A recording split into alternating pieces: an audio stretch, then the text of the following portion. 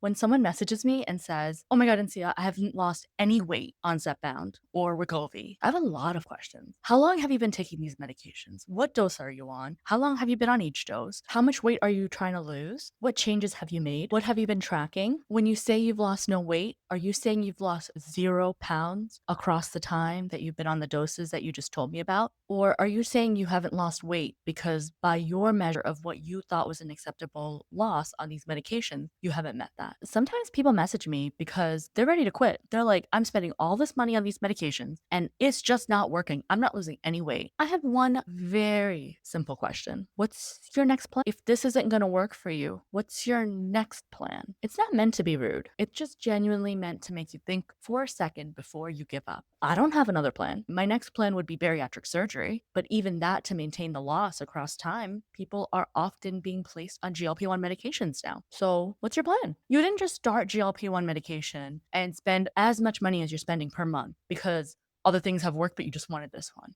That's not why you're here, right? Like, you're here because nothing else has worked. This is what you're putting your hopes into, and things are not going the way you wanted it or you expected it. You have two choices. You can give up if that's truly what you think you need to do. I understand. When I first started this journey, me and my husband sat down and we're like, how are we going to do this? Like $550 out of pocket. I had already gone through 3 months of like all this lifestyle changes. And I was under the impression because of doing that, I was going to get my medication approved. I had no idea that I was going to front this whole bill. Even after my doctor's appointment where she warned me that, hey, not be covered. We're going to try everything we can, but you might not be covered. I walked away hearing it could cost you anywhere from $200 to $600. And I'm like, okay, I mean, maybe we can do $200. I have to try to convince my husband. Once we figured out that it was $550 only because I had the Zepbound savings card from the early days, we sat down and we're like, what are the numbers that I need to meet in order to make this worthwhile? My husband's trying to be supportive, but uncomfortable about making some sort of bold statement like this. But this is what I'm saying to explain to him. I'm willing to put a number on this. I believe I said if I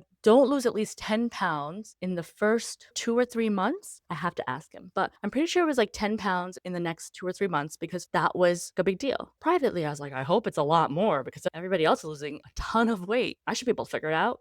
Must be the only thing holding me back from losing weight. My hormones. I needed this GLP-1. A lot of us are learning there's a lot more to it, but we don't have enough time to go over all of this right now. Back to my point. I understand what it feels like when you're just like, okay, this is a number I need to hit. I'm not hitting that number. I'm not losing any weight. Even though you might be losing weight, I can't reasonably justify this anymore. If that's the case, you can't live above your means. You got to make the decisions you have to make. But most of the time, what you're really saying to me is, I feel really frustrated and I feel like I don't know what to do. And I'll typically say, listen, you can give up and that's fine. You have to do what you need to do. Or you can decide to keep trying and keep showing up for yourself and come up with different ways to go about this. You will decide, I'm going all in because this is my solution. I just haven't figured out the exact combination of things I need to do to get the success I'm looking for. And by the way, you might not.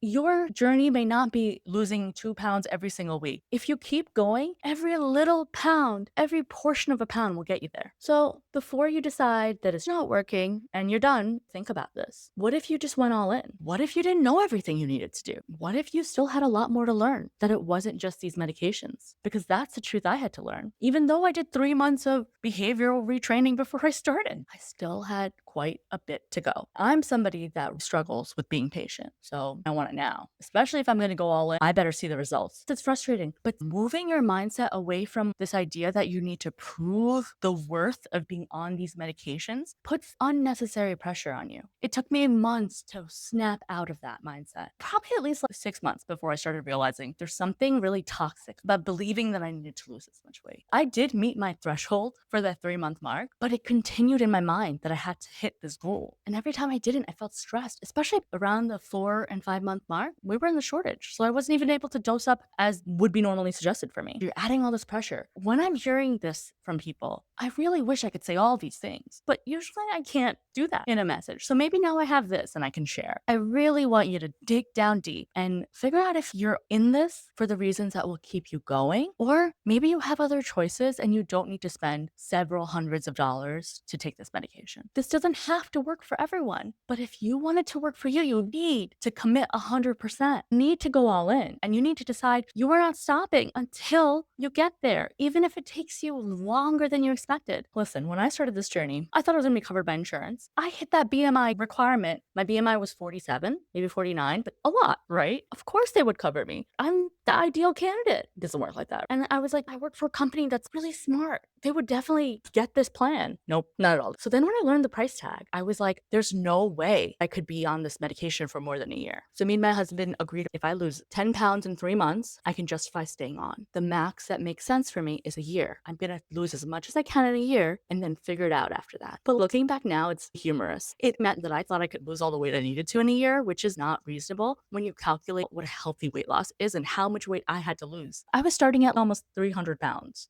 Right? I had to lose half my weight in a year. There are people who have done it, but I don't know how. I have a lot of questions about things that have been done to get that much of a loss. I eat my meals. I don't overexercise. I just do what I'm able to. I did not lose all my weight in a year. Around the 6 to 7 month mark, I realized that I'm not a hyper responder and I'm not going to lose all my weight immediately. I had to come up with a new plan and question all the things I was thinking about. Like, why do I have to earn these medications? Of course, a huge benefit was the food noise reduction mindset. My mind was clear. I could think straight. I really felt more intelligent because I wasn't thinking about food all the time. What am I doing to myself by deciding that I can only be on these medications for a year? I know I would like to be on these medications for the rest of my life as long as I can afford it. I don't know how I'm going to afford it until sleep apnea got approved and I had a path forward because I have sleep apnea and now it's covered. But I didn't know all that. When I was going through my medical appointments, I had disclosed that to my medical providers. They had said that's not wise. We recommend at least 2 to 3 years on these medications. That way you can ramp up slowly, ramp down slowly, and just make sure you're able to be without. But I'm like, I can't pay that much for that many years. I have 2 young kids that cost so much money in daycare. I make a okay amount of money at my day job, but it's not enough to do all these things. I didn't understand